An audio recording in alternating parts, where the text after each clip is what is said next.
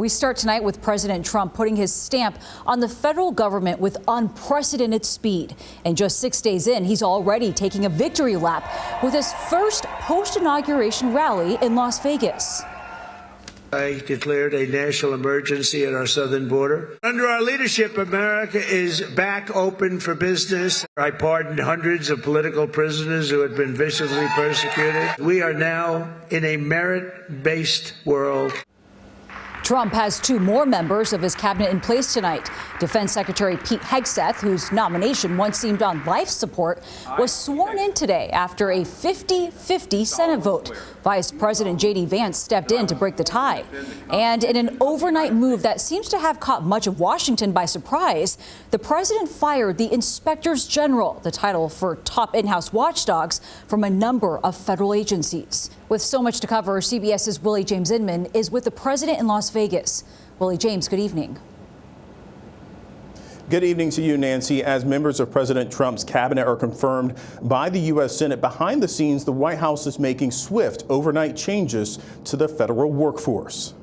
In a move that has caused bipartisan backlash, the Trump administration fired government watchdogs from a number of agencies overnight. In a letter obtained by CBS News, the now fired Inspector General of the Small Business Administration said that he believes the actions taken are not legally sufficient. He seems to be trying to throw a monkey wrench into the kind of any independence left on our governments. Under law, Congress must be given a 30-day heads up, along with a detailed explanation about the removal of an Inspector General. In a statement, Republican Senator Chuck Grassley said he would like further explanation from President Trump.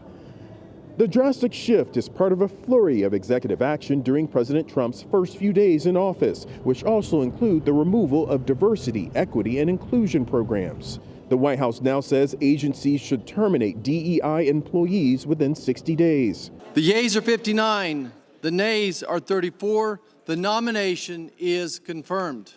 Meanwhile, the president's cabinet is starting to take shape, with former South Dakota Governor Kristi Noem confirmed by the Senate this morning to serve as DHS Secretary.